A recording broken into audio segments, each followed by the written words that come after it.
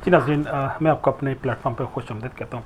नाज़रीन, हमें पता है कि हम क्योंकि अभी एजुकेशन सिस्टम का प्रोजेक्ट शुरू शुरू किया हुआ है जो इंसानियत के लिए है। पूरी दुनिया के अंदर जो मुरव्वज एजुकेशन सिस्टम है उन पे हम काम कर रहे हैं।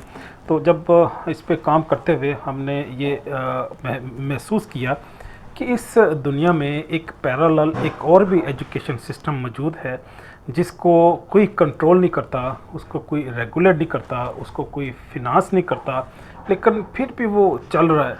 वो बादलों की तरह, वो हवाओं की तरह, वो सूरज की शुआओं की तरह बढ़ता ही चलता चलता जा रहा है। और इस चीज़ की मुझे बड़ी हैरानगी भी हुई। मैंने जो जो डिफरेंट एक्सपर्ट्स थे उनसे जब डिस्कस किया कि ऐसा भी कोई दुनिया में सिस्टम एजुकेशन का मौजूद है, तालीम का, तरबियत का, जिसका कोई इंफ्रास्ट्रक्चर भी ना हो, जिसका कोई मखसूस HR ह्यूमन रिसोर्स डिपार्टमेंट भी ना हो, जिसकी कहीं पे फंडिंग की भी कोई मखसूस बजट मौजूद ना हो, तो लेकिन फिर भी वो अपने मखसूस ऑर्गेनिक अंदाज में बड़ी खूबसूरती से चल रहा हो।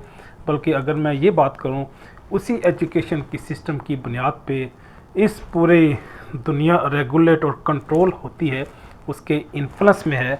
बाकी ठीक है, और भी कई सारे पॉलिटिकल फैक्टर्स हो सकते हैं कि जो हमारी ज़िंदगी को, समाज को, दुनिया को, बिजनेसेस को कंट्रोल और रेगुलेट करते हैं। चाहे वो वर्ल्ड वाइड कॉरपोरेट बिजनेसेस हों, सोशल मीडिया हो, वो चाहे गूगल हो, माइक्रोसॉफ्ट हो, ये भी ठीक है, इंसान को कंट्रोल करते हैं। लेकिन इसके साथ साथ जो दुनिया के मज़ाहब हैं, जो दुनिया की फ़िक्र है, फ़िक्र मीन जो फ़िलासफ़ीज़ हैं, वो भी इस पूरी इंसानियत को, पूरी दुनिया को कंट्रोल और रेगुलेट करते हैं। हाँ, जो मैं बात करना चाह रहा हूँ वो ये है कि अल्लाह ने क्योंकि ये वादा किया हुआ है बनी नौए इंसान के साथ कि हमारी हदायत के लिए वो आखिर तक इस कायनात के ख़त्म होने तक उसका एहतमाम मौजूद रहेगा। ठीक है, अम्बिया का और अल्लाह के मैसेंजर्स का वो सिलसिला बंद हो गया, लेकिन जो एविडेंसेस हैं और जो हदायत के जो डिफरेंट मंबे हैं, जो उनकी रास्ते हैं, वो बहरहाल अपनी जगह पे मौजूद हैं। और उसी की मैं आज बात करना चाह रहा हूँ। और वो ऐसा मुस्तहकम मजबूत सिस्टम है कि उसको हम महसूस भी करते हैं, वो अपनी जगह पे मौजूद भी है, और वो ये भी हमें पता है कि वो कभी ख़त्म नहीं होगा। हाँ, जो मैं बात करना करना चाह रहा हूँ वो ये है कि जो करिकुलम है, जो सिलेबस है, वो भी बड़ा इम्पॉर्टेंट होता है। हाँ, तो ये जो मज़हब का इल्म है, इसकी जो तरबियत है, इसकी जो ट्रेनिंग है, इसका जो सिस्टम मौजूद है, इसके भी अपने अपने करिकुलम अपनी जगह पे मौजूद हैं। मैं जो बात करना चाह रहा हूँ वो ये है कि ठीक है, मूसा अलैहिस्सलाम के जो फॉलोअर्स ज्यूज़ दुनिया के अंदर मौजूद हैं, ईसा अलैहिस्सलाम के फॉलोअर्स क्रिश्चियन की शक्ल में इस दुनिया में मौजूद हैं। मुस्लिम जो लास्ट फ़िलासफ़ी है, जो लास्ट जो कोड ऑफ लाइफ है, वो भी अपनी पूरी कुव्वत के साथ इस दुनिया में मौजूद हैं। बाकी जो मज़ाहब हैं, जो चाहे हिंदू मत हो, चाहे बुद्धिस्ट हो, चाहे आतश परस्त हों, या और कई सारे मज़ाहब हैं, उनके पास क्योंकि कोई होली प्रॉफिट नहीं है, उनके पास कोई सीक्रेट बुक नहीं है, कोई होली बुक नहीं है, कोई टेस्टामेंट्स नहीं है। लेकिन इन तीनों मज़ाहब के पास जो इब्राहिमी मज़ाहब हैं, इनके पास होली बुक्स भी हैं, इनके पास ज़िंदगी की फ़िलासफ़ी भी है, और इनके पास ऐसा पैगाम है कि जो अल्लाह ने भेजा, लेकिन उसके बाद अपनी मखसूस शक्ल में, मखसूस अहद और ज़माने तक वो महदूद था, लेकिन उन्होंने फिर भी उनको आगे चलाने की कोशिश की। अगरचे वो चल नहीं पा रहा, लेकिन फिर भी वो अपने तय कोशिश कर रहे हैं कि उसी जूडिज़म को, क्रिश्चियनिटी को आगे तक चलाएं। लेकिन इस्लाम क्योंकि एक मुकम्मल ज़ाब्ता हयात है जो इंसानी ज़िंदगी के सारे तकाज़ों को पूरा करता है, जिसके अंदर फैमिली सिस्टम भी मौजूद है, जिसके अंदर पॉलिटिकल सिस्टम भी माशरे को कंट्रोल और रेगुलेट करने के हवाले से भी एक डॉक्ट्रिन मौजूद है, और ये क़यामत तक मौजूद रहेगी। क्योंकि अल्लाह ने इसकी हिफाजत का ख़ुद ज़िम्मा ले लिया कि नहनु नज़्ज़लनल ज़िक्र व अना लहु लहाफ़िज़ून। अल्लाह ने इसी ज़िक्र, इसी कुरान, इसी कलाम को हमारे सुपुर्द किया और ख़ुद ही इसकी हिफाजत की ज़िम्मेदारी भी ले ली। तो गोया ये क़यामत तक ये नुस्खा, ये कलाम अपनी जगह पे असली शक्ल में मौजूद रहेगा। जो मैं बात करना चाह रहा हूँ वो ये है कि जो एजुकेशन का सिस्टम है, हमारे नबी अलैहिस्सलातु वस्सलाम पे जब पहली वही नाज़िल हुई, उसमें जो जिब्राइल अमीन ने जो पहली जो उन्हें आयत बताई, इक़रा बिस्मि रब्बिकल्लज़ी खलक़, कि उस रब के नाम से पढ़ कि जिसने इंसान को, तुझे इस कायनात को पैदा किया। तो गोया इस्लाम का आगाज़ ही इक़रा से हुआ, पढ़ने से हुआ, तालीम से हुआ, तअल्लुम से हुआ। दूसरी बात यह है कि जो हमारे नबी हैं उन्होंने ज़िंदगी में हर काम किया और अपनी इंतहा तक किया, अपने अरूज इंतहाई बुलंदी की सतह पे जाके उसको परफॉर्म किया।